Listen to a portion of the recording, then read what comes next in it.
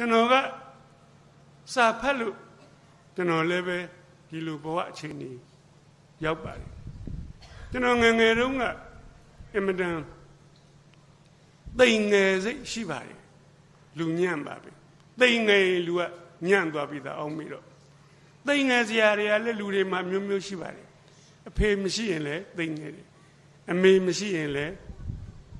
သိငယ်တယ်အဖေရောမေရောနှစ်ယောက်စလုံးမရှိတော့မိဘမဲ့ပိုးသိငယ်တာပေါ့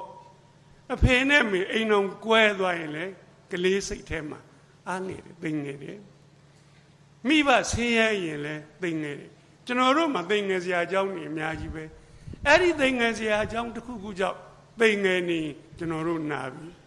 တချို့များမဆင်းရဲတော့မဆင်းရဲပါဘူးနှစ်ထပ်အိမ်နဲ့ဒါပေမဲ့လို့ဘေးက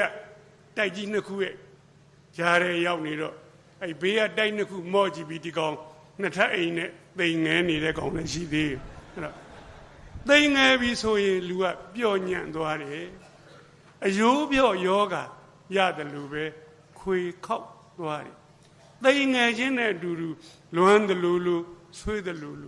ဝမ်းနေတယ်လို့စိတ်ကပျော့သွားတဲ့အတွက်လူပါပျော့ညံ့သွားပါတယ်သိငယ်ချင်းဆိုတာအဲ့လောက်ကြောက်ဖို့ကောင်းပါလေကျွန်တော်ငယ်ငယ်တုန်းကသိငယ်စိတ်ကြီးကြီးရှိခဲ့ဘူးပါလေရှိသိငယ်စရာအကြောင်းလည်းရှိလို့ပေါ့ကျွန်တော်ရွာကလေးကစင်ငိုင်းဆိုတဲ့မြို့ကလေးကမြို့သေးသေးပါပဲမြို့နယ်မြို့အဲ့ဒီမြို့ကလေးနဲ့6မိုင်ဝေးတဲ့နေရာမှာကျွန်တော်ရွာကလေးရှိပါတယ်ရွာနာမည်ကဝန်းသူတဲ့ဒီလယ်သမားရွာကလေးပါပဲတရွာလုံးလယ်သမားကြီးပဲကျွန်တော်အဖေလည်းလယ်သမားပဲကိုယ်ပိုင်လယ်ကလေးရှိလို့ကျွန်တော်တို့ထမင်းနဲ့မှစားရပါတယ်လယ်သမားကစပါးထွက်တယ်ဗျာပဲရတယ်နှမ်းထွက်တော့စီရတာပေါ့ထမင်းစားဖို့တော့မပူရပါဘူးကျွန်တော်9နှစ်အရွယ်ရှိတော့အဖေကွယ်လွန်သွားပါတယ်အမေ24နှစ်မှာမုတ်ဆိုးမှဖြစ်တယ်မလုတ်တမကင်တတ်နဲ့လေယာစီးပွားကလေးအမေလက်ထက်မှာပြက်သွားကျွန်တော်တို့ဆင်းရဲသွားတယ်ကျွန်တော်ကိုဖေကြီးနဲ့မေကြီးကခေါ်ယူပြီးတော့မွေးစားပါတယ်စဉ်းစားကြည့်ပါ9နှစ်သားမှာဖေကွယ်လွန်တော့အားငယ်တာပေါ့ဖေကြီးမေကြီးနဲ့နေရတော့လေစိတ်ထဲမှာသိငယ်စိတ်ရှိပါတယ်ဒါပေမဲ့ဖေကြီးကတော့အဲ့ဒီရွာကလေးမှာမဆိုးပါဘူးသူတယောက်ပဲဒီရွာလေးမှာလယ်သမားမဟုတ်တာဖေကြီးကအဲ့ဒီရွာကလေးမှာမူလာတန်းကျောင်းအုပ်ပါပဲသို့သောမူလာတန်းကျောင်းအုပ်ဆိုလို့သူ့မှာလက်ထောက်ကတော့တယောက်မှမရှိပါဘူးသူ့ဘာသာတယောက်တည်းအုပ်နေရတဲ့ကျောင်းပါပဲဖေကြီးကျောင်းကလေးကလည်းကျင်းချင်းလေးပါပဲဗျာဒီစတိတ်ခုံတချမ်းလောက်ပဲရှိပါတယ်ဟိုနားမှာကလေး20လောက်သူငယ်တန်းကြီးသင်မုံကြီးတစ်ချက်နဲ့သင်မုံကြီးဆိုတာလဲကောင်းကောင်းကန်ကန်မဟုတ်ပါဘူးသူ့ပြားပေါင်ကိုထားတာပါပဲအဖြစ်ပဲ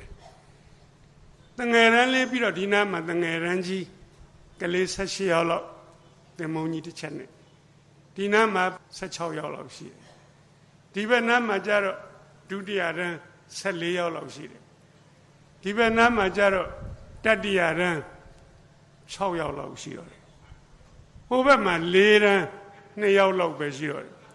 ကျွန်တော်တို့အကြောင်းကလေးမှာတငယ်တန်းလေးမှာလူများဆုံးပါပဲ4တန်းရောက်ရင်ကျောင်းသားမရှိသလောက်နည်းသွားတယ်ဘာဖြစ်တာတော့ဆိုတော့ကျွန်တော်တို့ရွာလယ်သမားတွေကဒုတိယတန်းလို့အောင်လို့သေစာရှင်စာဖတ်တိုင်တော်ရောပေါ်ကျောင်းထုတ်သွားကြ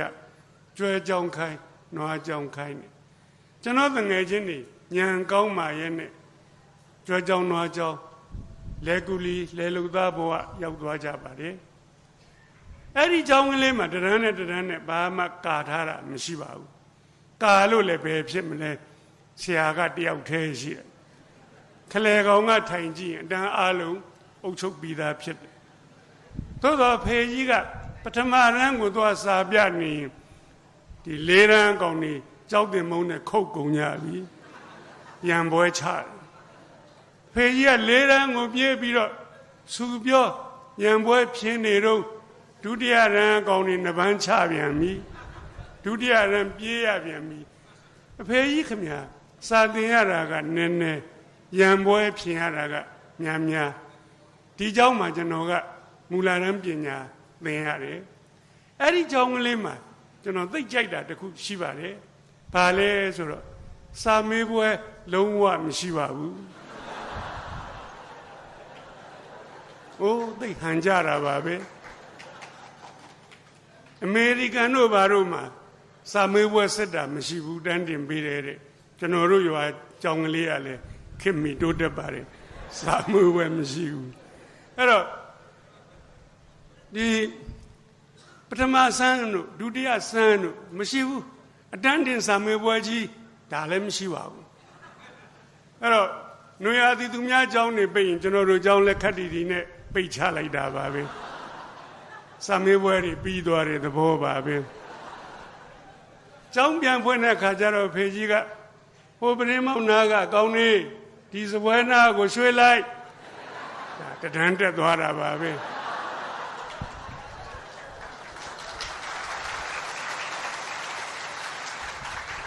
ဒီစပွဲနာကကောင်းနေ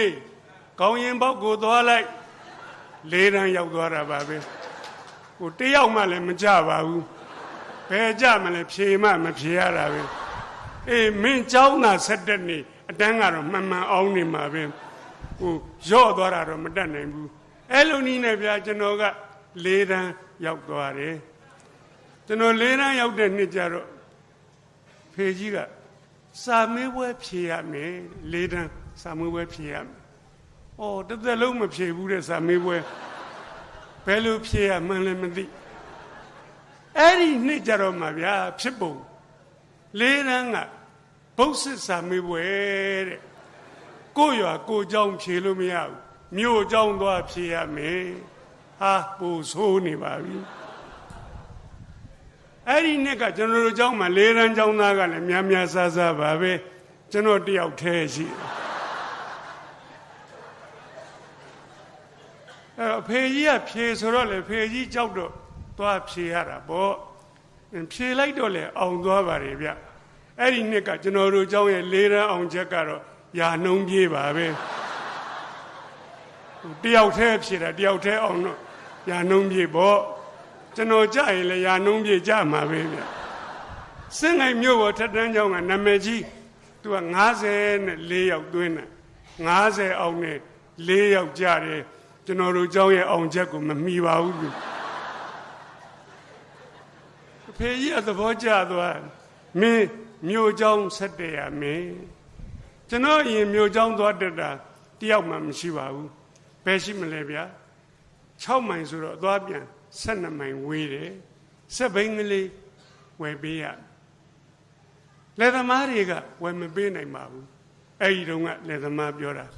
အခုတော့ဆိုင်ကယ်တွေမနေဆောင်နေရတယ်ကွန်ဆေးတွေပါဒီကောင်းတာကိုအဲ့တော့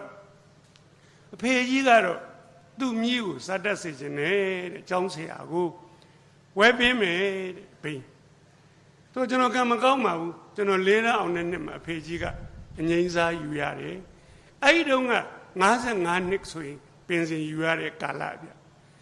အဲ့ဒါနဲ့ဖေကြီးလာကမရတော့သူ့မှာ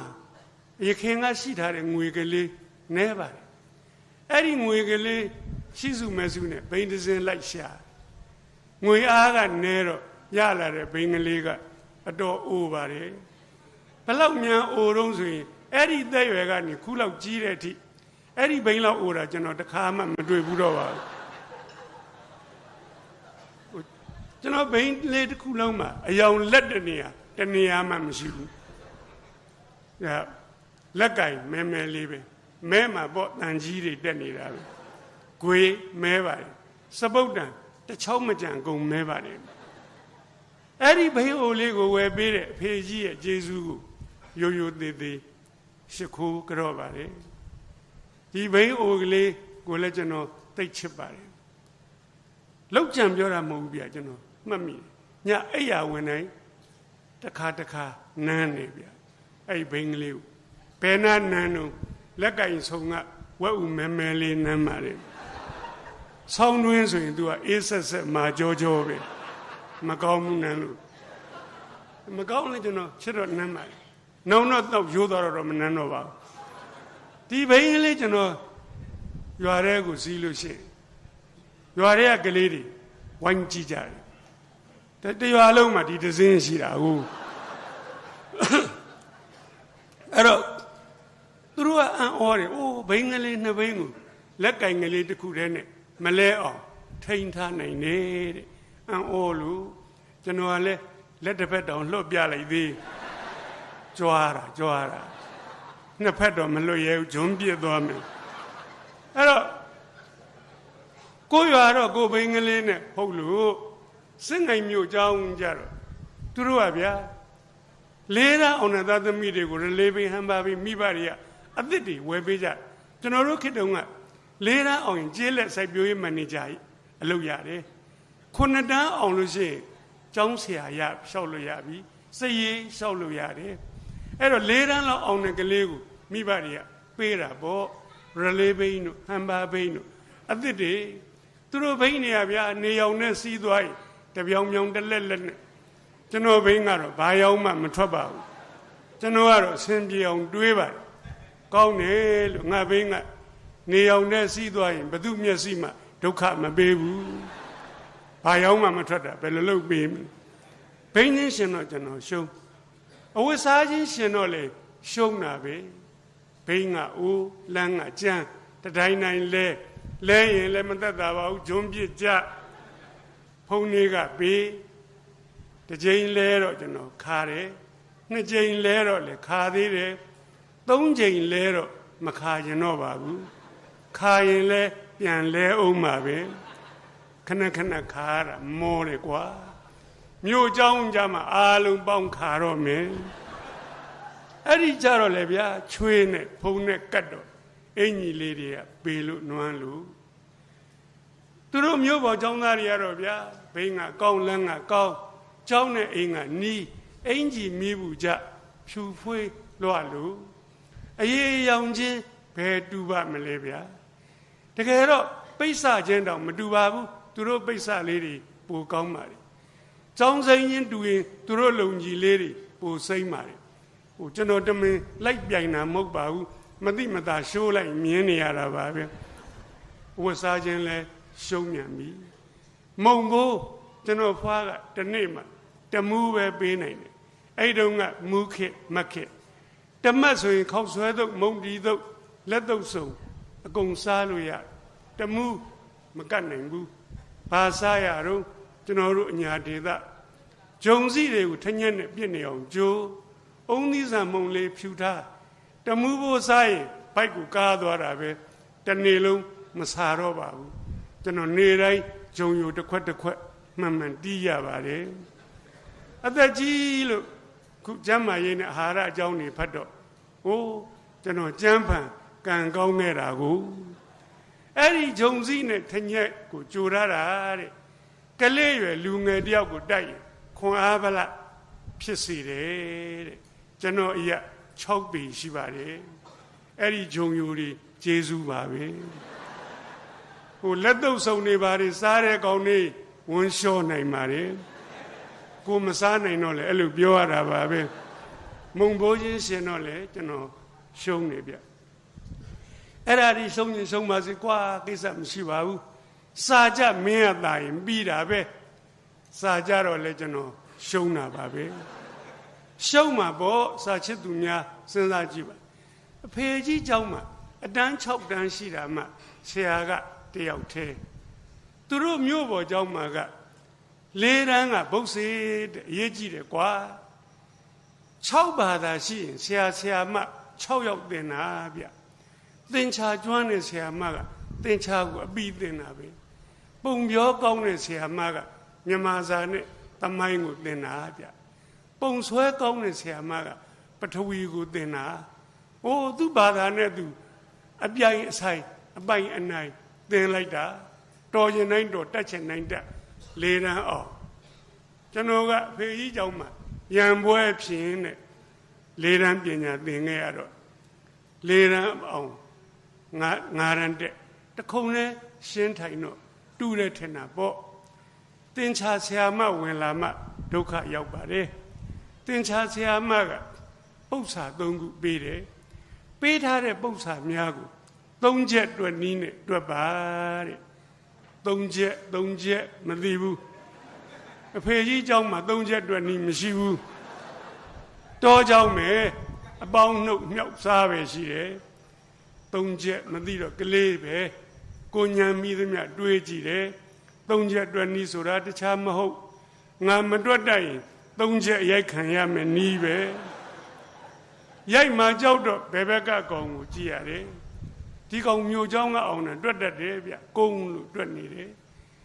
ဟိုကလေးမှလည်းကလေးသိက္ခာရှိသေးတော့မသိမသာကြည့်ရတာပေါ့မသိမသာကြည့်တော့လည်းမမြင်ရဘူးဗျမထူပါဘူးကွာဒီကောင်ဘေးနာငုံကြည့်အဲ့လိုလဲကြည့်လိုက်ကြောသူကကြောကုန်းကြီးနဲ့ဒီလိုပိတ်ပြီးတော့ကွယ်လိုက်တယ်မကြိုက်ဘူးတဲ့ဩမကြိုက်မကြည့်ဘူးပေါ့ကွာကလေးမှလည်းမာနလေးနဲ့ပဲသို့တော့3ချက်ရိုက်မှကြောက်တော့ညာဘက်ကကောင်ကြည့်ရပြန်တယ်ညာဘက်ကကောင်ကလည်းဗျာကျွန်တော်ကြည့်မှန်းသိတာနဲ့ဗလာစာရွက်ကိုထောင်ပြီးတော့ကာလိုက်တယ်ဟိုဘက်မှာတွက်မမြင်ရတော့ပါဘူးစာချစ်သူများကိုပြောပြရစီအဲ့ဒီနေ့ဟာကျွန်တော်ဘဝကိုတစ်စစ်ချိုးပြောင်းသွားတဲ့နေ့ပါပဲသိငယ်လိုက်တာကျွန်တော်အားငယ်လိုက်တာငါဒီမြို့ပေါ်မှာကျောင်းသားများကိုဘာတစ်ခုမှမမီပါလားသူတို့ဒီငါတဲ့အစစအရာရာတာလွန်ကြကုန်၏ငါဒီသူတို့အောက်မှာတစ်ထစ်နှိမ့်ပြီရှိလေ၏တော့မှမွေးတဲ့ငါမြို့မှာမွေးတဲ့သူတို့လိုညံလည်းမကောင်းဟိုကိုထင်ရင်လို့ရှောက်ထင်တွေးပြစ်တာပါဗျာအဲ့လိုတွေးပြီးတော့မြို့ပေါ်ကကျောင်းသားတွေနဲ့ဒီလိုမျက်နှာချင်းဆိုင်စကားပြောရင်တောင်မှကျွန်တော်ရဲမကြည့်ဝတ်ပါဘူးမျက်လွှာခဏခဏချမျက်တောင်ပုတ်ခတ်ဖြစ်ဒါတွေကကိုယ့်ဘာသာကိုရသွားတဲ့ဟာတွေပါပဲဟိုမြို့ပေါ်ကောင်တွေကတော့ကျွန်တော်ဘယ်သူမှ6လန့်လောက်မနေကြပါဘူးသူကသူရိုးနေတာပါပဲအဲ့တော့ကျွန်တော်စာလဲမစူးစားကျင်တော့ဗျာသိငယ်တော့စူးစားရင်လဲသူတို့ကိုမမီဘူးလို့ထင်တယ်ရှေ့မှာဘာတစ်ခုမှမမီတော့ဒီစာလဲစူးစားရင်မမီဘူးထင်တော့မစူးစားတာပါပဲမစူးစားတော့ကျွန်တော်စာညံ့သွားတယ်စာညံ့သွားတဲ့ခါကျတော့ကျွန်တော်တို့เจ้าကလစဉ်လပတ်စာမေးပွဲစစ်ကျွန်တော်တစ်လမှမအောင်ဘူးပါဘူးလာတိုင်းကြပါတယ်6ဘာသာဖြေရတယ်ဗျအမြဲတမ်းကျွန်တော်4ဘာသာကြသင်္ချာဒိုင်ငံကြပါတယ်ဘဲဥတွေပါတွေဖော်ခြင်းတော်ခြင်းပါပဲညအဲ့တော့လူ60ရှိတဲ့တန်းထဲမှာ position ဆင်လိုက်ရင်ကျွန်တော်အဆင့်က42နောက်မှာရှိပါတယ်ကျွန်တော်အောက်မှာကြောင်းပြေးနဲ့ကြောင်းပြက်ပဲရှိပါတော့တယ်ကျွန်တော်တန်းထဲမှာပထမဒုတိယတတိယတခါမှမရဘူးပါဘူးဟိုကျွန်တော်မှတ်မိတယ်ဗျကောင်မလေး2ယောက်နဲ့ကောင်လေး1ယောက်နဲ့အဲ့ဒီသူတို့3ယောက်ပဲအလဲလဲနဲ့လူယူနေကြယူပေါ်ဒါသူတို့ကိစ္စပဲကိုနဲ့ဘာဆိုင်တာမှတ်လို့ကျွန်တော်သူတို့မနာလို့စိတ်လည်းမရှိပါဘူးလူချင်းစိတ်လည်းမရှိပါဘူးကိုယ့်ဘာသာကို42နောက်မှအေးဆေးဆေးနေနေတာပဲရောက်မလို့ခက်ညံ့ညံ့ကျွန်တော်ပါပဲလို့ပြောတာပါညံ့ပါဒီထက်မှကံအားလျော်စွာမြန်မာစာလေးတစ်ဘာသာတော့မဆိုးပါဘူးလစဉ်2ဘာသာအောင်တဲ့ထက်မှာကျွန်တော်မြန်မာစာဒိုင်ငံအောင်နေဗျတနေ့တော့မြန်မာစာဆရာမကအတန်းနဲ့ဝင်လာပြီးတော့သင်မုံကြီးပေါ်မှာကြပြာကလေး2ကြောင်းရေးပေးပါတယ်ဂျိုးနှကောင်ထနှောင်းမင်းညီနှောင်းကလွမ်းအောင်ကူချွဲပရောဗျူပင်မြက်ကဲမြေစာထူးလာတယ်ဖိုးတောင်သူတဲပေးထားတဲ့ကြပြာကိုတင့်လျော်ရာကောင်းစဉ်တက်ပြီးတော့တမျက်နှာကစာစီကုန်းပါဟိုကျွန်တော်လှုပ်တတ်တယ်သိတယ်ရေးမလို့ပြင်နေတော့ဟိုကြောကုန်းကြီးနဲ့ကြွယ်တဲ့ကောင်ဒုက္ခရောက်နေပါပြီကျွန်တော်လှမ်းမေးတယ်ဟဲ့ဂျိုးကဘယ်လိုကောင်လဲတဲ့ဟာမျိုးဘွားကောင်ဂျိုးမသိဘူး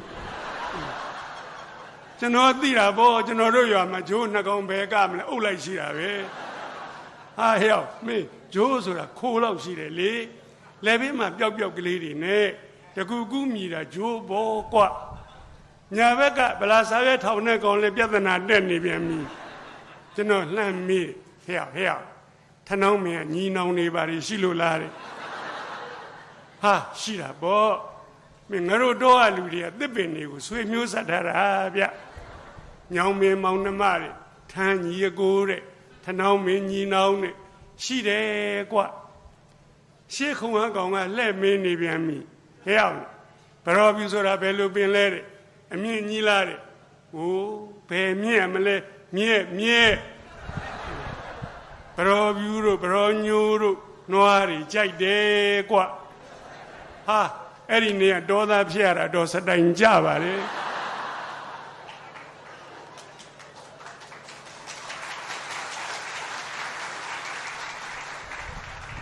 ကျေးဇူးတင်ပါတယ်ဘဝလူချင်းချင်းမြောက်ပေးတာပါ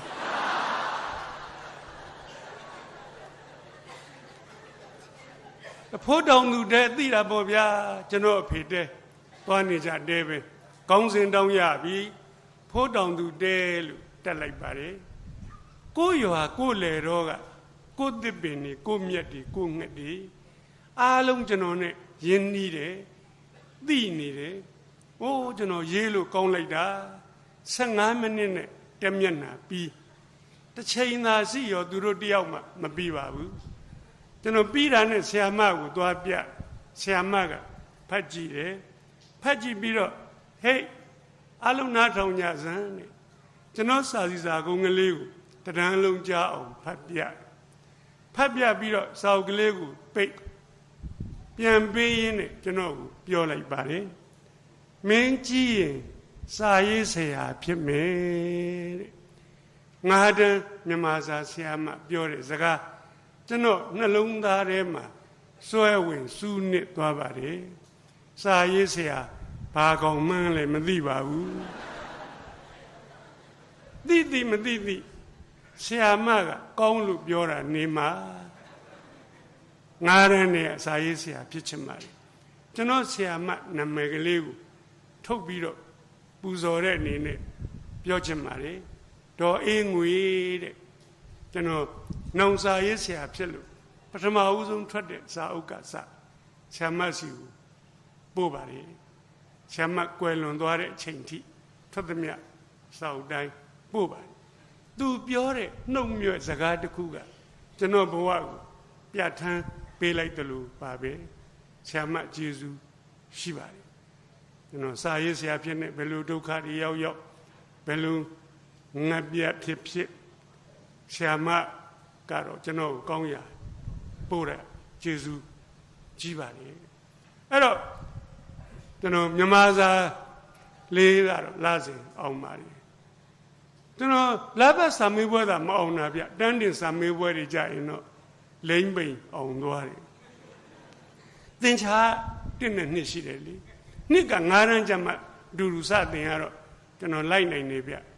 တစ်ကတော့ဟိုတောချောင်းဆိုတော့သင်္ချာမတော်ပါဘူးနှစ်ခုပေါင်းလို့80ဆိုကျွန်တော်အောင်သွားတာပေါ့200မှာ80ရရင်အောင်တယ်တချို့နှစ်ကြတော့ကျွန်တော်90လောက်ပဲရပါတယ် moderation ဆိုပါသွားတာပါပဲ10ရန်းလောက်ရောက်တော့ကျွန်တော်စာရီတော်တော်ဖတ်နေပါပြီစာရေးဆရာဖြစ်ချင်စာရီဖတ်ရမယ်လို့လဲသိနေပါပြီအဲ့ဒီမှာဗျာငယ်သောသူများကိုပြောချင်ပါလေကျွန်တော်တို့စာရီကိုဖတ်တဲ့ခါကျတော့အတုခိုးမမားဘူးယတ္တစာပေတွေကြတော့လေအတုချစ်တွေတို့အလွမ်းတွေတို့ဟိုကြောက်ကြတာတွေတို့ကွဲသွားတာတို့ဘာလို့ပေါ့ဗျာအဲ့လိုအများကြီးရေးကြတာပါပဲကျွန်တော်တို့ရေးတာပါပဲဟိုအဲ့ဒီလိုဝတ္ထုတွေဖတ်ရတဲ့အခါကျတော့တစ်ခါမှကိုယ့်ဘဝနဲ့ပုံတူကူးရင်မှားရတာတွေရှိပါတယ်ကျွန်တော်ကိုယ်တွေ့ဗျကျွန်တော်တကယ်မှားခဲ့ဘူးပါတယ်ကျွန်တော်10ရန်းကျောင်းသားမှာကျွန်တော်ဖတ်တဲ့အချုပ်အထုတစ်ခုမှာဇက်လိုက်ကောင်ကလေးက10ရန်းကျောင်းသားတဲ့ဟာဖတ်ရင်နဲ့ကောင်းတယ်ကွာလို့ငါလဲ10ရန်းမှာပဲကွာဝတ္ထုဖတ်ရင်နဲ့မိတ်ဆက်နေရသေးဆက်ဖတ်တော့သူ့အမေကမုတ်ဆိုးမှာတဲ့ဟာပိုတော်ကောင်းသေးကွာငါအမေလည်းမုတ်ဆိုးမှာပါပဲဗျကို့အမေမုတ်ဆိုးမှာဖြစ်တာအဲ့ဒီတခါပဲဝမ်းသာဘူးပါတယ်ဇက်လိုက်နဲ့တူနေလို့နှစ်ချက်တူသွားဆက်ဖတ်တဲ့ခါကျတော့သူ သူ့အမေကဆင်းရဲတယ်ဟာဟဲ့ငါအမေလည်းဆင်းရဲတာပဲကွာ3ချက်တူသွားပြီဗျာဆက်ဖတ်လိုက်တော့သူကတဲ့သင်္ချာကိုသိမ့်မုန်းတာပဲတဲ့ဟာကောင်းမြန်ပြီဟေးငါကလည်းသင်္ချာဆရာမတောင်မကြည့်ချင်ပါဘူးသင်္ချာကြောက်တော့ဆရာမပါကြောက်သွား4ချက်တူပြီဗျာဒီဝတ္ထုကိုကြိုက်တာပေါ့ဆက်ဖတ်လိုက်တဲ့ခါကျတော့သူ့မှာချစ်သူရှိတယ်တဲ့။အိုးဒါလေးကြမှာမတူတော့ဘူးဗျ။အရေးကြီးတဲ့ကိစ္စကြမှာလွဲနေ။ဆက်ဖတ်လိုက်တော့သူ့ချစ်သူကောင်းမလေးရတဲ့။သူ့နဲ့တန်းတူပဲ10တန်းကတဲ့။အော်ဒါဆိုရင်တော့လေရနိုင်ပါတယ်လို့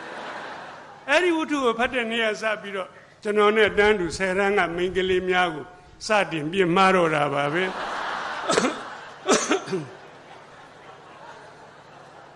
ဟိုကောင်နဲ့တူရင်လို့ပါဆက်ဖက်လိုက်တော့သူ့ချစ်သူကောင်မလေးရတဲ့အတန်းထဲမှာရုပ်ကလည်းချောတယ်တဲ့ပတ်စံလည်းချမ်းသာတယ်တဲ့ဒါလည်းဖြစ်နိုင်ပါတယ်လို့ကျွန်တော်တန်းထဲမှာရုပ်ဆိုးပြီးတော့ဆင်းရဲတဲ့ကောင်မလေးတွေအားလုံးကင်းလွတ်ခွင့်ပေးလိုက်ပါတယ်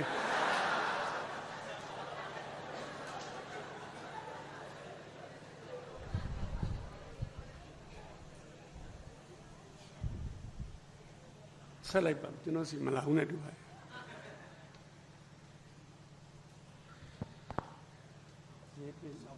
ဟောအေးကျေးဇူးပါ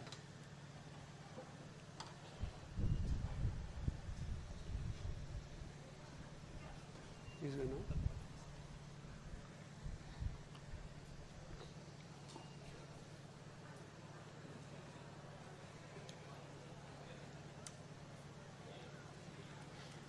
အဲ့တော့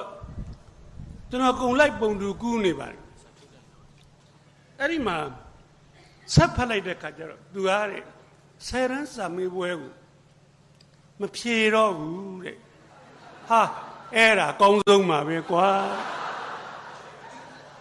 မနေ့တိုင်းပြောရရင်ကျွန်တော်ကလည်းဒီတောင်ကိုမောင်းဖြိုပါမမြင်မို့လားလုံးဝပြိုမထင်ပါဘူးအဲ့ဒီ10ရန်ကိုလေ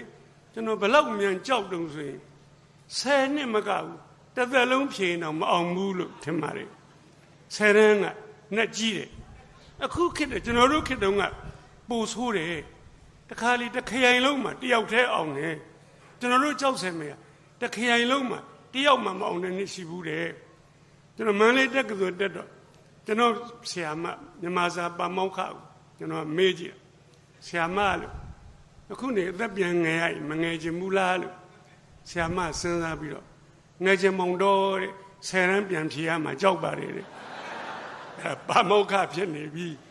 10ရန်ကအဲ့လောက်နဲ့ကြီးတယ်ဗျကျွန်တော်အဲ့တစ်သက်လုံးမအောင်ဘူးလို့ထင်ထားတာထင်ထားပြီးကိုယ့်အသာကိုဖြေရမှာကြောက်နေတော့ကိုအားကြတဲ့ဇက်လိုက်ကမဖြေတော့ဘူးဆိုတော့ကျွန်တော်ဝန်တာအားရထောက်ခံတယ်ကောင်းတယ်ကွာမဖြေနဲ့ငါလည်းမဖြေတော့ပါဘူးလေရဏဆိုချေဝတ္ထုရေးနေခြင်းမဟုတ်ပါတကယ်ဖြစ်ပဲတလလိုတော့တယ်ခုံနံပါတ်ထွက်ပြီကျွန်တော်မဖြေဘူးမဖြေတော့အမေကကျွန်တော်ကိုမေးတာပေါ့ငါသားတဲ့မင်းဘာလို့မဖြေတာလဲဟိုဒီမေးခွန်းကိုအမေမေးလိုက်မယ်ဆိုတာကျွန်တော်ကြိုတွေးပြီးသားပါကြောင့်မို့လို့အမေမေးဖြေနိုင်အောင်လို့ဝတ္ထုတွေကဟာကြိုကြက်ထားပါလေအမေစဉ်းစားကြည့်ပါတကယ်တော့ဒါတွေကပေရန်လိုဆင်းဆင်းသောပညာရေးတွေပါအမေဟာဝတ္ထုထဲမှာပါတယ်ဗျ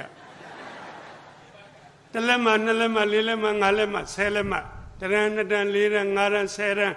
10တန်အောင်လို့လဲဘဝစာမေးပွဲအောင်တာမဟုတ်ဘူးအမေအကယ်ဒမီကိုမြတ်လေးရဲ့ item တွေပါနေချကျွန်တော်တို့ခက်ကမင်းသားမြတ်လေးခက်အမေကျွန်တော်ငေးကြည့်နေပါလေငေးကြည့်နေသောအမေမျက်လုံးများကိုခုချိန်ထိမြင်အောင်မိပါလေအဲ့ဒီမျက်လုံးထဲမှာဒိဗ္ဗေတွေရှိတယ်စကားလုံးလေးတွေရှိတယ်နှုတ်ကမပြောအမေမျက်လုံးကပြောနေပါတယ်ငါသားတဲ့မင်းတော့မှားနေပြီထင်တယ်သို့တော့တော်သူမကြီးဖြစ်တဲ့အမေဟာကျွန်တော်ဘယ်လိုမှားတယ်ဆိုတာကိုရှင်းမပြတ်တတ်ရှာပါဘူးဒါကိုခွင့်ကောင်းယူပြီးတော့တ တဲ့ဟုတ်တဲ့ငါပါလားဝတ္ထုတွေဖတ်ပြီးတော့အယံကိုတတ်နေပါဘကောလားအမေကိုတောင်နိုင်လိုက်ပြီလို့ကျွန်တော်ထင်ခဲ့မိပါတယ်သို့တော့မနိုင်ပါဘူးကျွန်တော်ရှုံးပါတယ်ဘယ်လောက်ရှုံးတော့10 တန်းစာမေးပွဲကို6 နှစ်တိတိမဖြေဘဲနဲ့ရှုံးပါတယ်နည်းနည်းနော်မဟုတ်ဘူးနော်ကျွန်တော်နဲ့အတူတူ10 တန်းရောက်ပြီးတော့တစ်နှစ်ကြာပြီးနောက်နှစ်အောင်တဲ့ကောင်ကြီးပွဲရပြန်လာပြီးကျွန်တော်မဖြေရသေးဘူးအဲ့ဒီ6 နှစ်မင်းဘာလုပ်နေသတို့ဟိုဝတ္ထုတွေကကျွန်တော်အားကြတယ်ဇက်လိုက်ကောင်လောက်တာအကုန်လိုက်လောက်တာပဲအဲ့ဒီဝတ္ထုကလည်းဗျာဇက်သိန်းတော့ဒီကောင်ကသူ့ချစ်သူနဲ့မညာဘူးဟိုသူကတလွန်လွန်တဆွေးဆွေးတငင်းငင်းတငိုင်းငိုင်းနောက်ဆုံးစာကြောင်းမှာဘယ်လိုရေးထားလို့ဆိုရင်သူသည်ဥခေါင်းကိုငိုက်ဆိုင်ချ၍တလန်ချင်းထွက်ခွာသွားလေတည်းဟာကောင်းမှကွာအဲ့ဒီနေ့ကစပြီးကျွန်တော်လမ်းလျှောက်ရင်ခေါင်းငိုက်ဆိုင်ချပါလေဟိုလွန်လို့ကလည်းကောင်းတလွန်လွန်တဆွေးဆွေးဟိုကောင်ကသူ့ချစ်သူနဲ့ကွဲလို့လွန်တာမင်းကဘာရှိလို့လွန်ရတာတော့အဲ့ဒီဘာမှမရှိတာကြီးကဘိုးတောင်လွန်မှုကောင်းသေးလွန်နေဗျာကာဒီဆောင်းရသည်ဟိမန္တနှင်းမုံလေးတွေကြဟာလွန်နေမိုးရာသီဝတ္တန္တမိုးဆက်မိုးပေါက်တွေကြဘိုးတောင်လွန်သေးဗျာຫນွေဥအဆိုးဆုံးမြလေယူတွေတိုက်ရွက်ဝါကလေးတွေကျွေးလေပွေတဲ့လွင့်သေတောင်သေခြင်းပါတယ်လွန်အားကြီးလွန်းလို့အဲ့တော့ကျွန်တော်ကြောက်ဆယ်မှာနေတယ်ဗျကျွန်တော်တို့ကြောက်ဆယ်ဝန်းကျင်မှာအဲ့ဒီလူຫນွေဥပေါက်ရင်ပွင့်တဲ့ပန်းတွေရှိတယ်ဗျအဲ့ဒီပန်းတွေပွင့်ရင်ကျွန်တော်အရန်လွမ်းတာပဲဟိုသူများတွေလူပရောက်တွေခန်းတော်တွေကျွန်တော်ကကြပြမဆန်ပါဘူးပြောလိုက်ရင်ပန်းသိပါတယ်လက်ပံပွင့်ဗျလက်ပံပွင့်ရကျွန်တော်တို့ညာမှာကြတော့ပင်ကြီးမျိုးဗျယောက်ျား2 ယောက်ဖက်လို့မမီဘူးကြီးကြီးတွေပွင့်မြေဆိုတပင်လုံးကိုရဲရဲหนีလို့7 ပင်15 ပင်လောက်စုပွင့်ကြပြီဆိုတော်လုံးကိုနီးနေတာပဲအရန်လွမ်းမှုကောင်းတယ်အဲ့ဒီကောင်တွေမပွင့်သေးဘူးဆိုကျွန်တော်မျောရတယ်ပွင့်ပြီဆိုရင်သိလွမ်းတာပဲဒါနေ့တိုင်းလက်ပံမွေးနေကျွန်တော်နဲ့တသနာတက်နေကြပြီရန်ကုန်မှာခြေချအသက်ကြီးလို့ခြေချနေတော့လက်ပံမွေးမရှိဘူးဗျဘာရှိလို့ဆိုစိတ်မန်းမွေးနေရှိတယ်နေတာချင်းတော့တူတယ်ဗျကျွန်တော်လွမ်းလို့မရဘူးကိုယောဂနဲ့ကိုပဲဗျ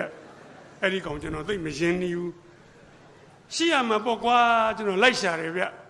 လိုက်ရှာတော့တွေ့ပါတယ်ရွှေတကုံမြောက်မုတ်ဆင်းမှာတပင်ရှိတယ်ဗျ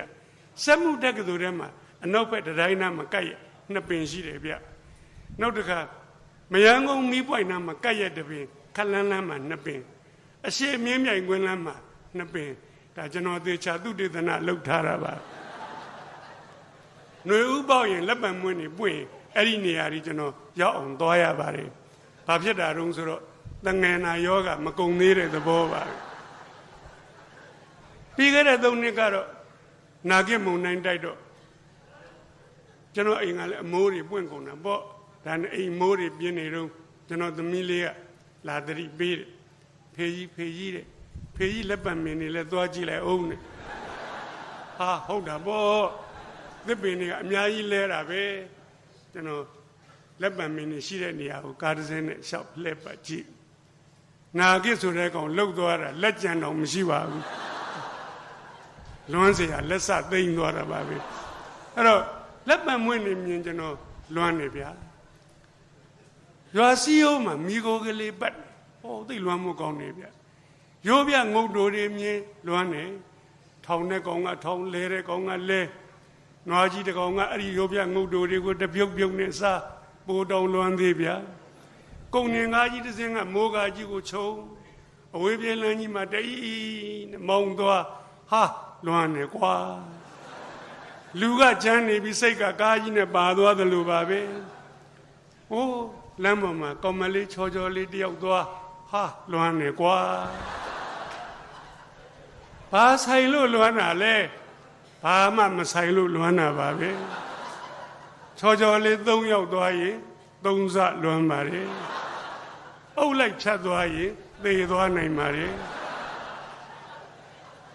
ဒီလိုလူစီစီရှိတဲ့နေရာကျွန်တော်မသွားဘူးတရားဥထဲတလွန်လွန်တဆွေးဆွေးတငင်းငယ်တငိုင်းငိုင်းထိုင်ပြီးတော့နေလေရှိပါတယ်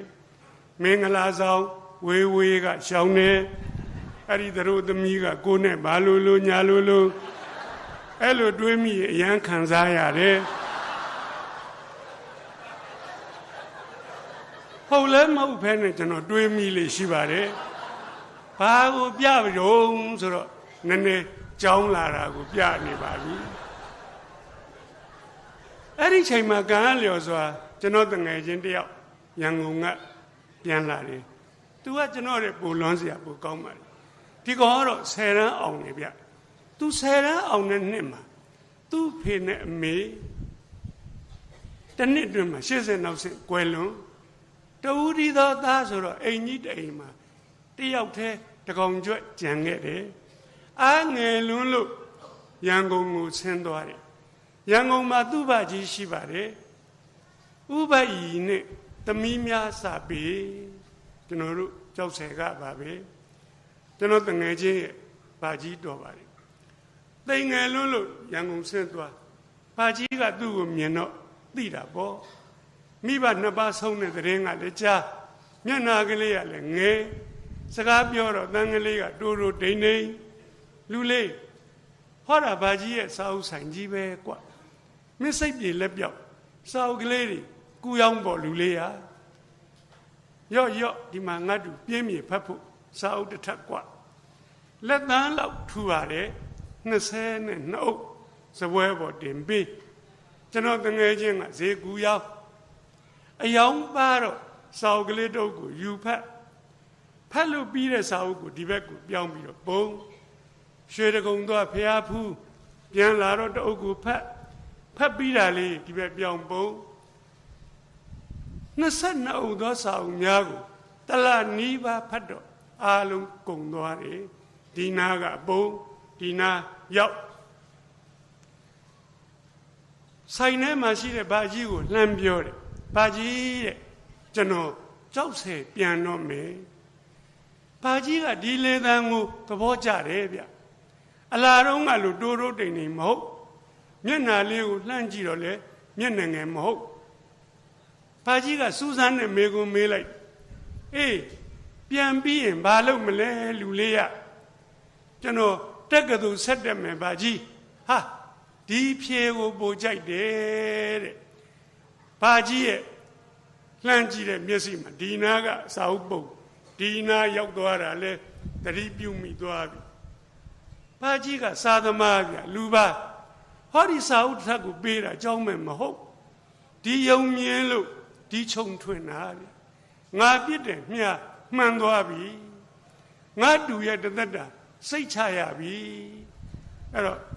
ဟိုကောင်ကလည်းတငယ်ချင်းကောင်းမြတ်ဘာကြီးတဲ့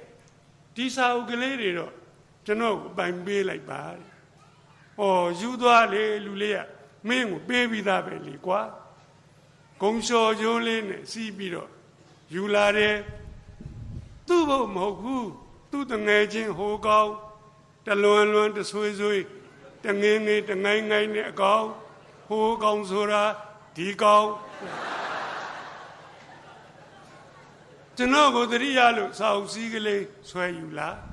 ကြောက်ဆယ်ကြတော့ကျွန်တော်အိမ်ရောက်ဒီလိုစပွဲပေါ်ကိုစာအုပ်စည်းလေးတမင်အတန်မြအောင်ပုတ်ခနဲ့ချကျွန်တော်ရှိပါတယ်အဲ့ရကလေးပေါ်မှာပက်လက်ကလေးဘာလုပ်နေတော့လွမ်းနေပါတယ်သိသေးကြတာပေါ့ဘုကောင်ကပြောတယ်ဟဲ့အောင်နဲ့ငါရန်ကုန်ကပြန်လာပြီတဲ့မင်းတို့ဒီမှာစာအုပ်တွေပါလာတယ်ကျွန်တော်အဲ့ရကလေးမောကနေလှမ်းမေးလိုက်ပါတယ်ဘာစာအုပ်တွေများလဲတငယ်ချင်းရဲ့မေးပုံမေးနီးကခလွန်းဟိုကောင်နာကြပြင်းကတ်ဟဲ့ကောင်လုံးမနေနဲ့တဲ့ငါအားလုံးဖတ်ပြီးပြီမင်းပိုင်ယူလိုက်တော့သွားမယ်ကျွန်တော်လေသံကိုမကြိုက်လို့မာရီကြောရီပြောပြီးတော့ထွက်သွားတယ်အိမ်တကားထွက်မှလှမ်းអော်လိုက်သေးဟဲ့ကောင်ဖတ်ပြောင်းဖတ်တော့တယ်သွားရချစ်တော်တငယ်ချင်းရဲ့စေရနာကိုလေးစားလို့အဲ့ရကလေးမောက လွန်လွန်ကလေးထားလာပါတယ်အပေါ်ဆုံးစာအုပ်ကိုကျွန်တော်လွန်လွန်ကလေးယူကြည့်ဘယ်သူရေးတဲ့စာအုပ်တုံးဆိုတော့စာရေးဆရာကြီး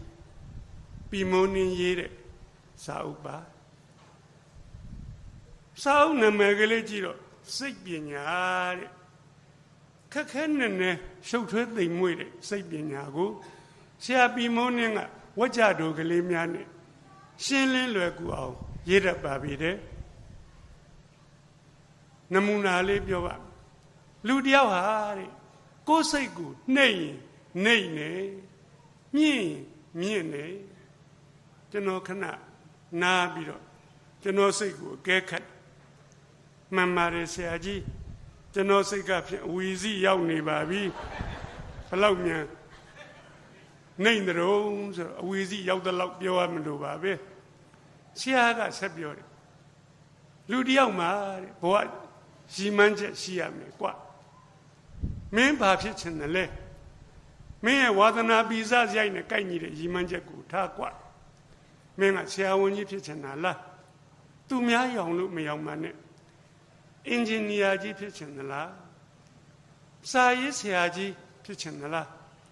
တထေးကြီးဖြစ်ချင်သလားကိုယ်ဝါသနာပိစရိုက်နဲ့ကိုက်ညီတဲ့ရည်မှန်းချက်ကိုထား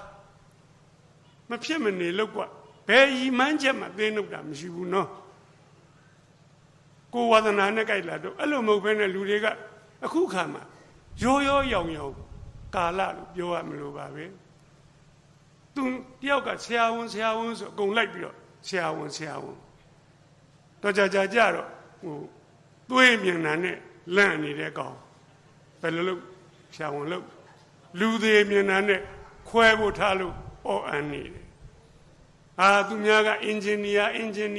ဟိုငါလည်းအင်ဂျင်နီယာတော့ကြာတော့10ပေလောက်အမြင့်တက်ပြီးဒူးတုံနေပြီဘယ်လိုအင်ဂျင်နီယာဖြစ်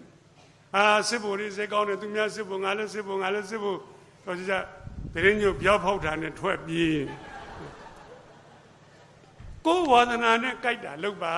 တဲ့ကျွန်တော်ဟိုတလောကတွန်တေးကိုသွားဟောရတယ်သွားဟောတော့တွန်တေးသိမ့်နံကတချင်းဆိုဝါသနာပါတာဗျကျောင်းပညာတောင်ပြီးအောင်မသင်ပါဘူးတချင်းဆိုရင်းနဲ့ကြော်ကြားအောင်မြင်သွားလိုက်တာဆရာဝန်ရောပြည်သူကာရောအင်ဂျင်နီယာရောစစ်ဗိုလ်ချုပ်ရောအကုန်လုံးတွန်တေးသိမ့်နံတချင်းလိုက်အော်နေရတာပါပဲ40ကျော်အချစ်တို့လားခုနပြောတဲ့ဟိုခေါင်းလုံးတန်တညံညံပေးတို့ဘာတို့ကုန်အောနေကြတာပဲတချင်းမှာကိုယ်ထက်တင်ထားတာပဲခေါင်းလုံးတန်တညံညံဘယ်နာကြားလိုက်ကျွန်တော်ဖြင့်မလေးစားပဲကိုမနေနိုင်ဘူးရွာเจ้าကိုသတိမရပဲကိုမရှိနိုင်ဘူးဒီလူကိုချစ်လိုက်တာတော်လိုက်တာသူသေးတော့ရုပ်ရှင်မင်းသားမင်းသမီးတွေသိရင်ရေဝေးမှာတိတ်လူစီတာပဲလိုက်ပို့တာမဟုတ်ဘူးလိုက်ပို့တဲ့မင်းသားမင်းသမီးကိုကြည်တာကြည့်ဖို့လာတဲ့လူကရှုပ်နေတာတွန်တေးသိမ့်နံနေတော့လိုက်ပို့တာစီလိုက်တာမှအစီဆုံးပဲဘယ်ကလာကြတာတော့ရွာတွေကလာကြတာကားတွေနဲ့အဲ့ဒီမှာလော်စပီကာတွေဖွင့်လာတာတွန်တေးသိမ့်နံတချင်းတွေကိုဖွင့်ပြီးတော့ရေဝေးသုတ်တန်နဲ့ကိုအော်ကြီးဟဲ့ကျဝင်လာတာလူတွေကတချင်းကဖွင့်ထားကားကအကုန်လုံးကငိုလို့သူတို့ကြည့်ပြီးသုတ်တန်ရောင်နေတဲ့ကောင်တွေကလည်းဘာမှမသိရောငိုလို့ဘလောက်ဩဇာကြီးတယ်လေကျွန်တော်ဟိုလွယ်ကျဲကျွန်တော်သားဆေးုံတရုံဆောက်ပြည်သူကဆိုတော့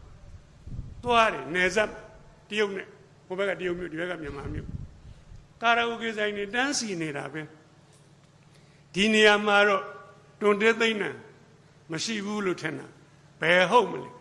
တညလုံးတွန်တေးသိမ့်နံနေကြီးပဲအဲ့တော့ဒီကာရာအိုကေဆယ်ဆိုင်လောက်ကဝိုင်းအော်နေကြတခုကိုမင်းထွန်းပေါက်အောင်မြင်ဆုံးဖြစ်အောင်လုပ်ပါသေနှုတ်တာမရှိဘူးမင်းဈေးရောက်နာဝါသနာပါလားဈေးရောက်ခြင်းနဲ့ကမ္ဘာတန်းကျွတ်တတိဖြစ်သွားတဲ့လူတွေအများကြီးပါပဲအဲ့တော့ကိုရီမန်းချက်ဝါသနာနဲ့ကြိုက်ပါစေအဲ့ဒီရီမန်းချက်ထားပြီးပြီဆိုရင်တော့မဖြစ်မနေကြိုးစားกว่าလွယ်နဲ့တော့ဘယ်ဖြစ်မလဲ ပြုတ်ကြမှာပေါ့ပြန်လန်ကြမှာပေါ့လန်ကြပြန်တဲ့ပေါ့မရောက်မချင်းတဲ့မျက်ခြေပြတ်မခံနဲ့တကားတို့ကိုခောက်ကြလို့တဲ့ဆရာပီမုန်းနဲ့ငါပြောတယ်ခောက်တော့သူတို့အတွက်တကားတို့သည်ပွင့်လိမ့်မည်တဲ့ကျွန်တော်ခဏနားပြီးတော့စဉ်းစားပါတယ်ကျွန်တော်တန်းထဲမှာလဘစာမေးပွဲတစ်ခါမှမအောင်ဘူးလဘစာမေးပွဲအောင်တဲ့တကားကိုရောမင်းဘယ်နှခါခောက်တော့တစ်ခါမှမခောက်ပါဘူးမအောင်တာပါဆန်းတယ်လေကျွန်တော်တန်းထဲမှာပထမတစ်ခါမှမရဘူးပါဘူးအဲ့ဒီတကားကိုရောမင်းဘယ်နှခါခောက်တော့စိတ်တော်မကူဘူးပါဘူးမရတာပါဆန်းတယ်လေဒီထဲမှာကျောင်းသူကျောင်းသားတွေပါပြောချင်ပါလေမင်းအခုတန်းထဲမှာပထမရပြီလားကွမရသေးဘူးဆိုရင်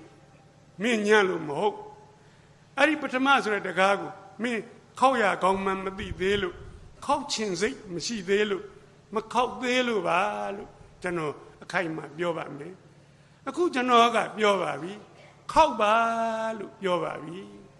ခောက်ရင်မင်းပွင့်လိမ့်မယ်ကွဧကံမုတ်ချပွင့်ပါစေမယ်ဗျာလွယ်လွယ်တော့ဘယ်ပွင့်မလဲမပွင့်မချင်းခောက်ရမှာပေါ့ကျွန်တော်သမီးလေးကရက်ွက်မူလာရန်ကျောင်းမှာပထမနဲ့အောင်မြို့နယ်ကျောင်းရောက်စာတော်တာပဲ9တန်းမြို့နယ်ကျောင်းလက်ပတ်စာမွေးစစ်လို့ရပုတ်ကလာပေးတဲ့ခါကျတော့ဟိုနားမှာကျွန်တော်စီကိုခြီလန်းမြန်မလာရဲဘူးသမီးရပုတ်ကပေးမလို့လားဟုတ်တယ်ဖေကြီးယူခဲ့လေခြီလန်းကရွေလေးဟဲ့ဘယ်လိုဖြစ်နေတာတော့ကျွန်တော်မထင်ပါဘူးကျွန်တော်သမီး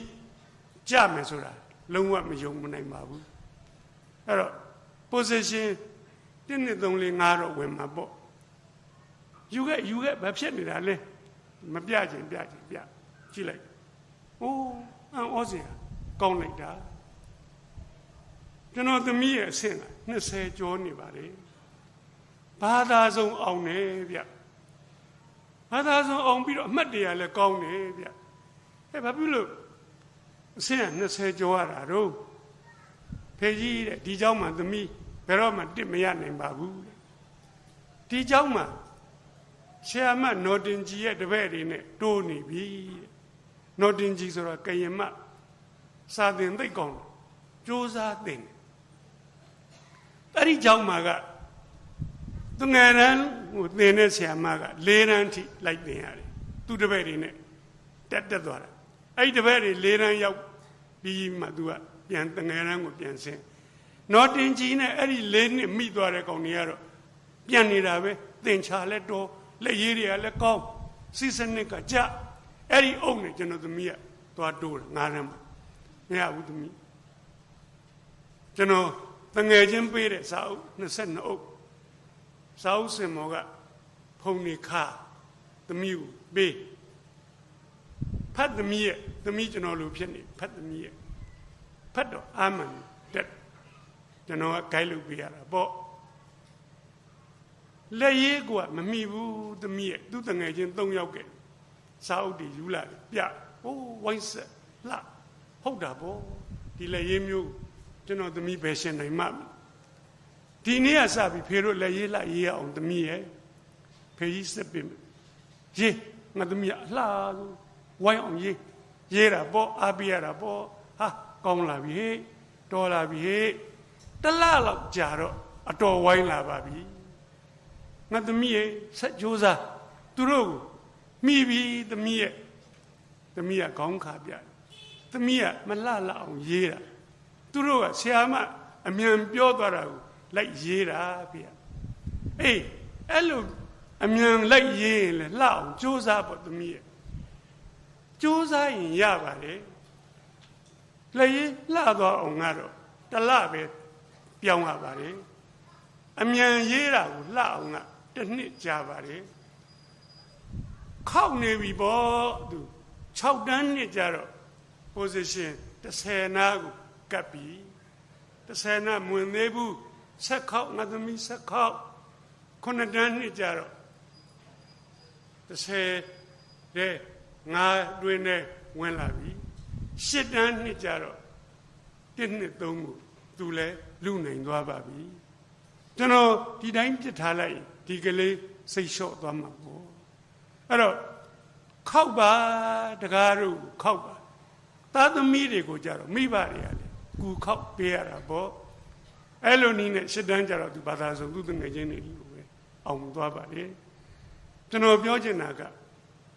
တကယ်ခောက်ရင်မြည်သူမဆိုပွင့်ပါမခောက်လို့ကျွန်တော်တို့မပွင့်ကြတာပါကျွန်တော်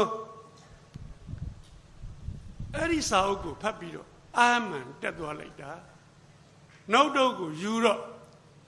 လွန်လွန်ကလေးမဟုတ်တော့ပါဘူးစိတ်ပါလက်ပါယူအရင်မဆိုင်လှေတို့လိုက်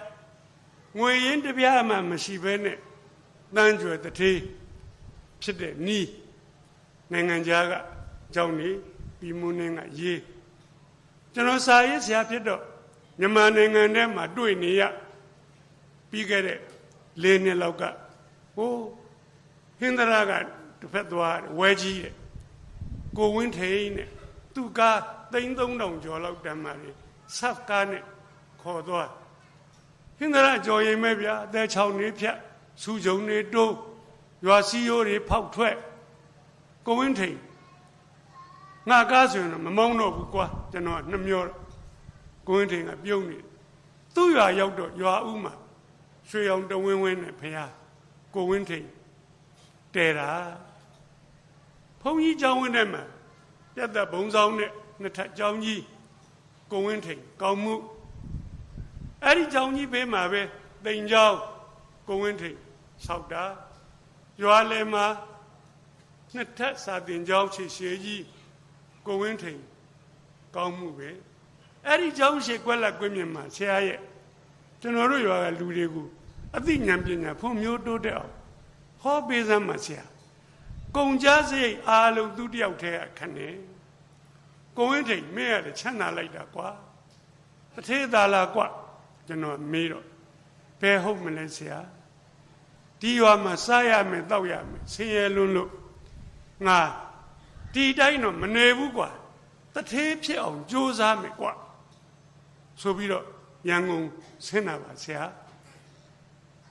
ကားစီးသွားတော့ကားကပေးစရာမရှိလို့စပယ်ယာကကန်ချမယ်ငရင်ရိုက်မယ်တကယ်ကဲလုံးမနေရှ िख ိုးဦးတွေတောင်းမှန်ရ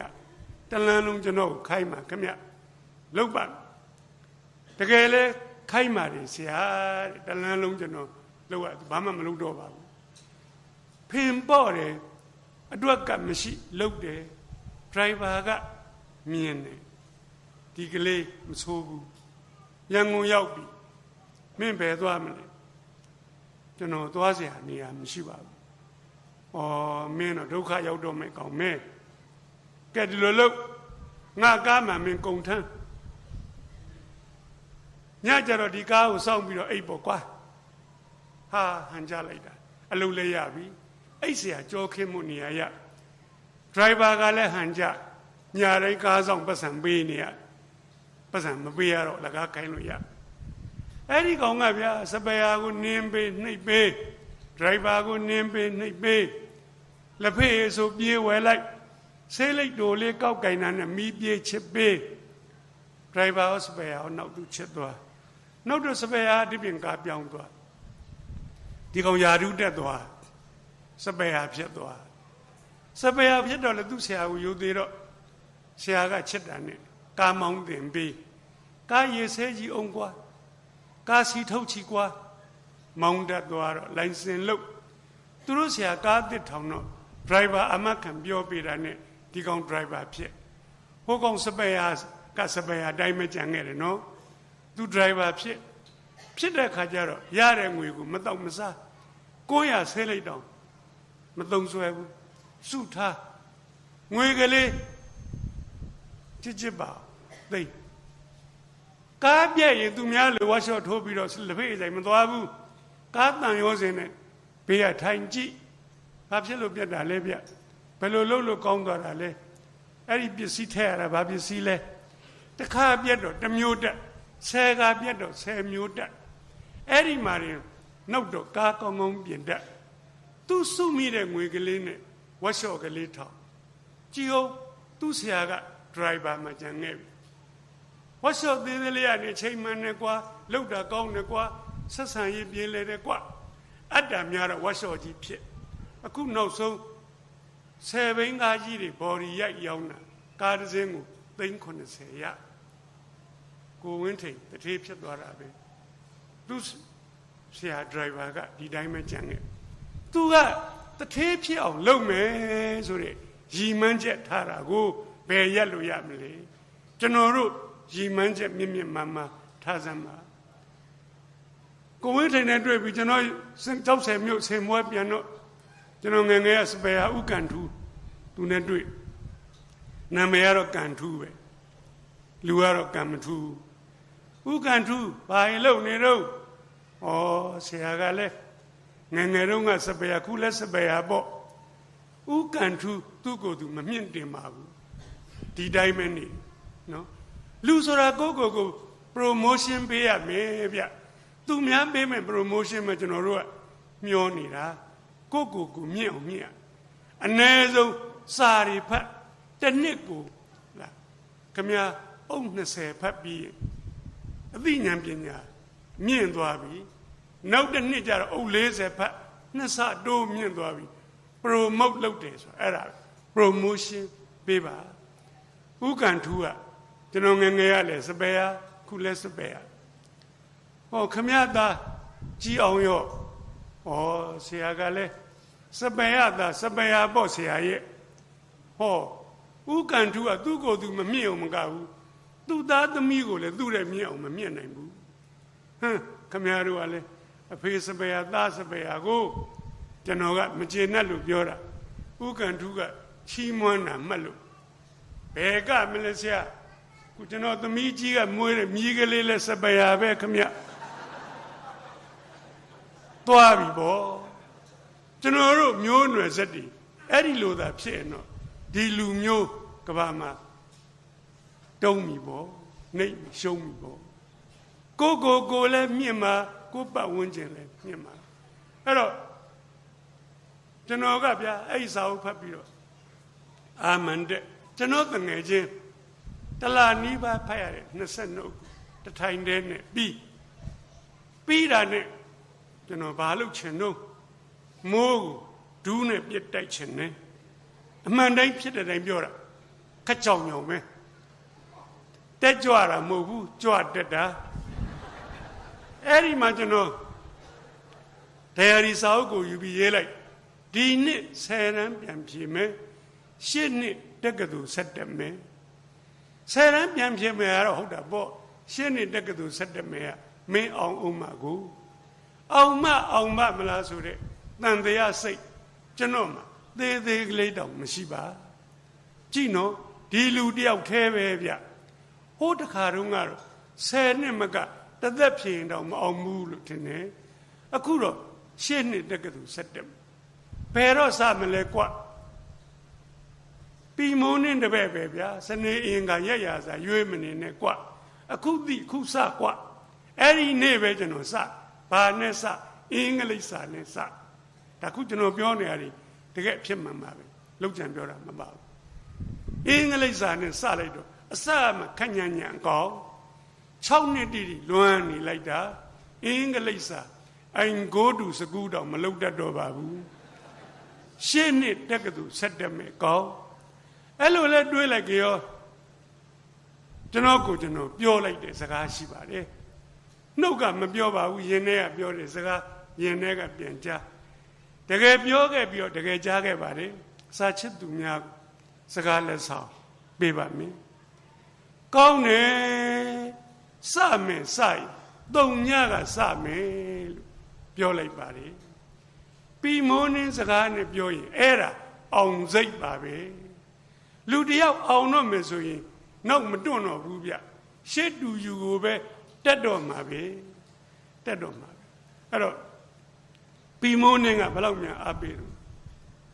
ဒီတကားကိုခောက်တဲ့နေရာမှာမသေးပဲသေခင်ရောက်နေတယ်လို့ခောက်กว่าမိုးသက်မုန်တိုင်းကြီးကြုံတဲ့အခါမှာအိမ်အိမ်ကတကားမပွင့်မင်းသေးတော့မှာပဲမရရအောင်ခောက်တယ်လို့ခောက်တပေါက်ပြီးတပေါက်လိုက်ခောက်ကျွန်တော်အဲ့ဒီမှာ အားတက်ပြီးတော့အင်္ဂလိပ်စာကိုတကယ်သုံးညကစရပါတယ်ကျွန်တော်ကြောင်းမတက်နိုင်ပါဘူးအလုပ်လုပ်နေရပါပြီကျွန်တော်တို့ခေတ်ကကျူရှင်မရှိပါဘူးအာမင်အေတော့လူတယောက်ခွေးတကောင်Lesson English Book 1ပါပါကလေး9ရက်နဲ့ကျွန်တော်ပြီးမြန်မာလိုရှင်းရေးထားတယ်လွယ်တယ် Book 2 9ရက်နဲ့ပြီး of a man of a dog လူတယောက်ခွေးတကောင် Book 3ဝကြကြီးတွေပါလာပြီ20ချောင်းပေးတယ်အင်္ဂလိပ်လိုပေးမြန်မာလိုပြန်မြန်မာလိုပေးအင်္ဂလိပ်လိုပြန်အဲ့ဒီလောက်ကြတော့ကျွန်တော်ထက်တန်းကျောင်းကအင်္ဂလိပ်စာဆရာနဲ့ဆရာမသွားပြတလဲစီပြတယ်အားနာလို့ပတ်စံမပေးရပဲနဲ့ပြလို့နောက်တော့ book 4ဟိုးရှေ့ရှေ့တုန်းကပုံမြင်ကြီးတွေကိုကျွန်တော်ဘာသာပြန်တတ်ပြီးကိုယ်ပိုင် English နဲ့ letter writing ရေးနိုင်ပြီ essay ရေးနိုင်ပြီ4 လခွဲပဲကြာပါတယ်အဲ့ဒီမှာပြဋ္ဌာန်းတဲ့စာအုပ်လက်ညှိုးလောက်ထူပါတယ်ကော်ရအလန်နဲ့ကျွန်တော်ဝတ္ထုစာအုပ်နဲ့တိုက်ဖတ်မင်းလင်းစာအုပ်နဲ့တိုက်ချက်ဟို notes on ရှင်းလင်းချက်နဲ့တိုက်ပြီးတော့ကြည့်တစ်ခေါက်ပြီးတော့နောက်ကျောဘုံကိုတစ်ချစ်ချစ်ပြန်စ2ချက်3ချက်4ချက်5ချက်ကျွန်တော်စာအုပ်နောက်ကျောဘုံမှာအားလုံး25ချက်ရှိတယ်ညက်ကိုကြေးလို့ခမရတအားပင်မအောင်လုပ်ရတာပဲလားဗျာဘယ်ဟုတ်မလဲမင်းမမအောင်ကျွန်တော်မင်းင်းကိုဘယ်လိုချက်သမင်းဆိုင်မှာလာကပေးစားတော့မနေ့သွားသမင်းဆိုင်10လုံးထုတ်သွားတယ်သမင်းပွဲပြင်ခုနေတော့ချက်ညနေ10လုံးတနေ့လုံး20ချက်နှစ်တဝက်မှာမင်းင်းနေကုန်သွားလို့ချက်เสียမရှိလို့လွမ်းတောင်နေရသေးပေါ်ရာနာတွေကိုမြန်မာစာရေချိုးသွားရင်းနဲ့ချက်အဲ့လိုနည်းနဲ့အင်္ဂလိပ်စာရိုက်ချရင်တော့မကြတော့ဘူးဆိုမှ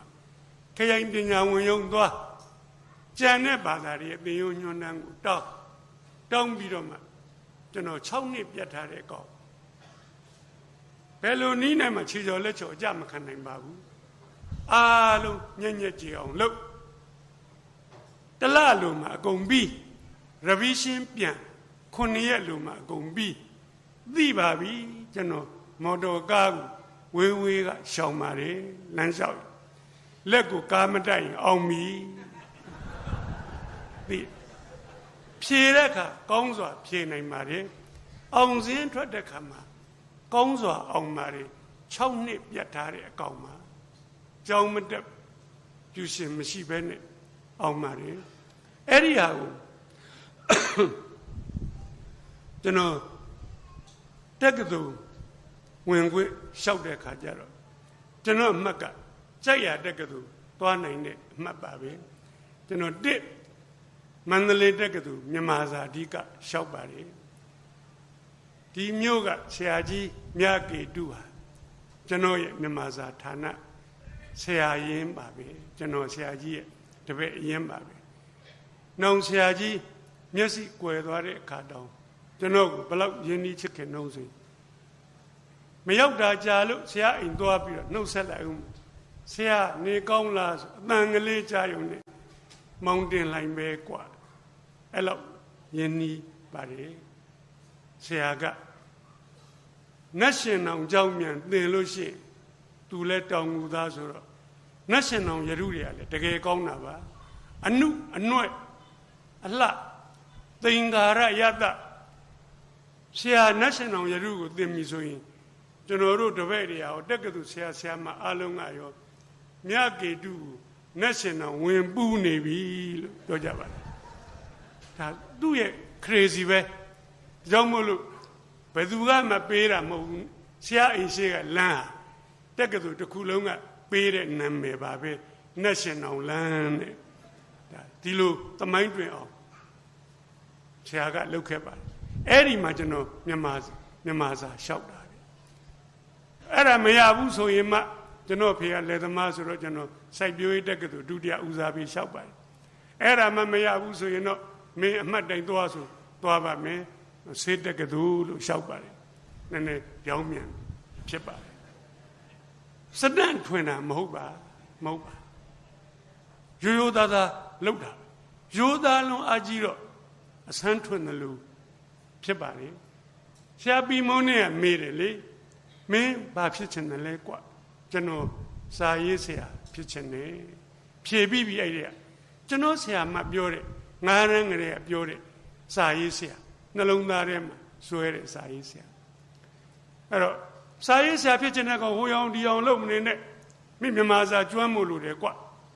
မြန်မာစာကြောက်စာသင်ရမယ်ကြောက်စာဖတ်တတ်မယ်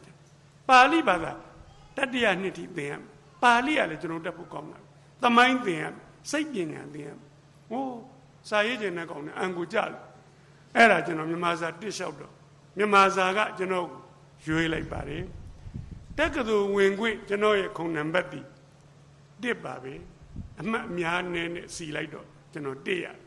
တစ်သက်လုံးမရဘူးတဲ့တစ်အဲ့ဒီမှာစရအဲ့ဒီတော့က1965ခုနှစ်တက္ကသိုလ်လူရည်ကျွန်းနေစရွေးတဲ့နှစ်ကျွန်တော်လူတစ်ရတဲ့လူ9ယောက်ရှိပါတယ်ပါမောက္ခချုပ်နဲ့ပါမောက္ခတွေကကျွန်တော်တို့9ယောက်ကိုထပ်ပြိုင်ခိုင်းပါတယ်ကျွန်တော်ထပ်ပြီးတော့တစ်ရပါတယ်မဆမ်းပါဘူးပြီးမုန်းနေတပည့်ခောက်နေပြီတဲ့ခောက်ရင်တကားတွေကပွင့်ပါလေရောက်မို့လို့ခောက်ကြပါလို့ပြောချင်ပါလေအဲ့တော့တစ်ရတော့ကျွန်တော်တက္ကသိုလ်လူရည်ကျွန်းရွေးခံရပါတယ်လူရည်ကျွန်းစခန်းမှာတက္ကသိုလ်ပေါင်းစုံကလူ152ယောက်ရှိပါတယ်တစ်လအဲ့ဒီမှာလည်းပဲထပ်ပြန်ရပါတယ်ကျွန်တော်ထပ်ပြီးတော့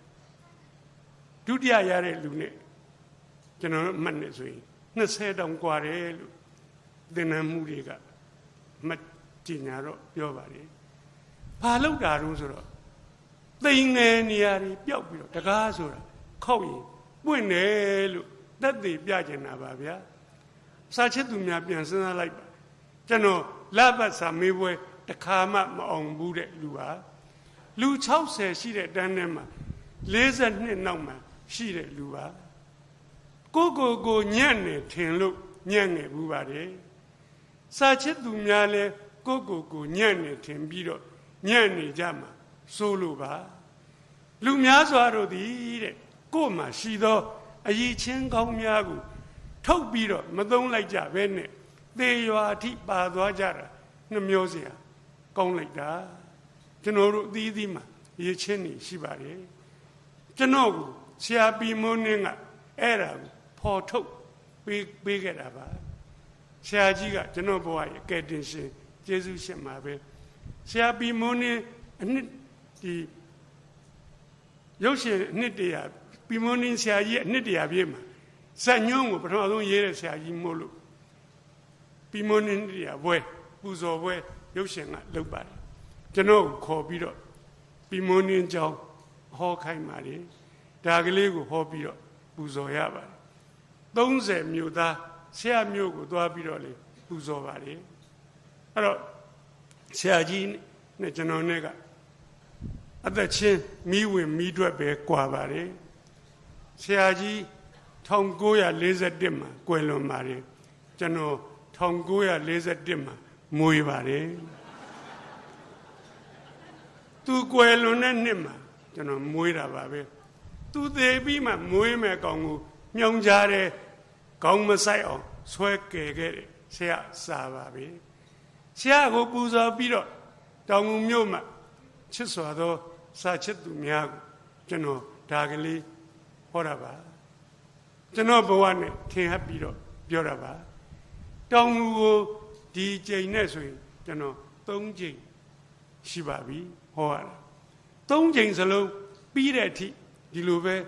တောင်ငူပြိဿကအင်ပြည့်အပြည့်ချစ်ခင်စွာနဲ့ကောင်းစွာနားထောင်ကြတယ်စာရေးဆရာတိုင်းကိုပြောတယ်တောင်ငူကဖိတ်လို့ဆိုရင်ဝန်သားရသွားပြိဿကတော့အရန်ကောင်းမယ်အာရပါရပြောကျွန်တော်အဲ့ဒီလိုမှားလေးရှိပါတယ်စာချစ်သူများကိုကျွန်တော်ညီကုန်းချုပ်ပါတော့မယ်တကားတို့ကိုခောက်ဆန်းပါခောက်ကြပါရီမန်းချက်ကြီးကြီးထားစမ်းပါဟိုးတောင်ထွတ်အမြင့်ကိုကြည့်ပြီးတော့စိတ်မမောလိုက်ပါနဲ့လေကားတစ်ထစ်ချင်းတက်ရမှာပါအထုပ်ကိုခုံမတက်ရပါဘူးတစ်ထစ်ချင်းတက်ရင် နောက်ဆုံးတော့တောင်ထိပ်ရောက်သွားလိမ့်မယ်အဲ့ဒီခါမှာအောက်ကိုပြန်ငုံကြည့်လိုက်အိုးခရီးအများကြီးပောက်ခဲ့ပြီကောအံ့ဩပါလိမ့်မယ်ဘာတခုမှမလုပ်ဖဲနဲ့အောက်မှာကြံခဲ့တဲ့ကောင်ကအဲ့ဒီကောင်စတော့ကငါနဲ့အတူတူပါပဲကွမမီမကန်းနဲ့ပခုံးကိုလှမ်းဖက်တယ်မဖက်နဲ့မင်းမမီတော့ဘူးမင်းလည်းဖက်ချင်မင်းဝါသနာပိစစရိုက်နဲ့ကိုက်ညီတဲ့အထွတ်တစ်ခုတက်ခဲ့ပါနောက်ကျသွားတယ်ဆိုတာမရှိဘူးနောက်ကျသွားတယ်ဆိုတာမရှိပါဘူးတတိယတဲ့ချိန်လုံမဲ့ကြွလို့ဆုံးဖြတ်တဲ့ချိန်ဟာချိန်ကောင်းပါပဲတက်ပါသူကမင်းတဲ့10နှစ်စောရောက်ချိန်ရောက်မင်းကနောက်10နှစ်မှရောက်ပြီမဲ့လဲပဲအတူတူပဲလှမ်းပြီးတော့ပခုံးဖက်လို့ရပါတယ်ကျွန်တော်တို့စောစောကပြောတဲ့ကိုကန်ထူးလို့ကိုလည်းမမြင့်ကိုသားစဉ်မြေဆက်ကိုလည်းမမြင့်မလုပ်ကြပါနဲ့အ ਨੇ ဆုံးတော့စာဖတ်ပြီးတော့ဉာဏ်ရည်မြင့်အောင်မြင့်ပါဉာဏ်ရည်မြင့်တာနဲ့မြတ်လုပ်ရည်ကံရည်တွေတိုးမြင့်လာပါလိမ့်မယ်လုပ်ငန်းကံငန်းတွေကိုမြင့်ပါအ ਨੇ ဆုံးတော့တထေးဖြစ်အောင်လုပ်ပါဟာဆရာကလည်းတထေးဖြစ်အောင်များအနှိမ့်ဆုံးလို့အ ਨੇ ဆုံးလို့ပြောနေသလားအဲ့ဒါအ ਨੇ ဆုံးအနှိမ့်ဆုံးပါပဲမခက်ပါဘူးမလုတ်ကိုမလုတ်ကြလို့စွန့်စားတကားကိုမခောက်ကြလို့ဘယ်တထေးမှခွက်လာအောင်ရှုံးပြီးတော့ကုန်းမထားရတဲ့လူမရှိပါဘူးအဲ့ဒီအရှုံးကိုမကြောက်ပါနဲ့ကုန်းထားဖို့သာမလျော့ဝိရိယမလျော့ပါစေနဲ့ထားရင်ဘယ်နှခါလဲတက်ပါနောက်ဆုံးတော့ဇွဲကောင်းတဲ့မင်းရီမှန်းချက်ကိုရောက်မှာပါစာချစ်သူများအားလုံးကိုမြင့်မှာကိုမိသားစုဘဝမြင့်မှာကျွန်တော်တို့ပတ်ဝန်းကျင်ကိုမြင့်မှာကိုမျိုးမြင့်မှာအဲ့ဒီလိုအားလုံးမြင့်အောင်မြင့်ကျွန်တော်တို့တနိုင်ငံလုံးမြင့်တက်ပါလိမ့်မယ်ဥစွာပထမတဦးချင်းစပြီးတော့မြင့်ခြင်းအဖြစ်လေရင်းသားစောချစ်လို့တောကြိုတောင်းကြားကတိမ်ငယ်မှုကြီးအောက်ကိုဖိစီးနေတဲ့ကောင်တောင်ဒီဘွားလောက်ရောက်ရင်စာချစ်သူများကျွန်တော်တွေဆယ်စတာရင်နဲပါတယ်အစရာထောင်တာလွန်တိုးတက်အောင်မြင်ကြပါစေလို့ဆုတောင်းရင်းညီကုန်းချုပ်ပါတယ်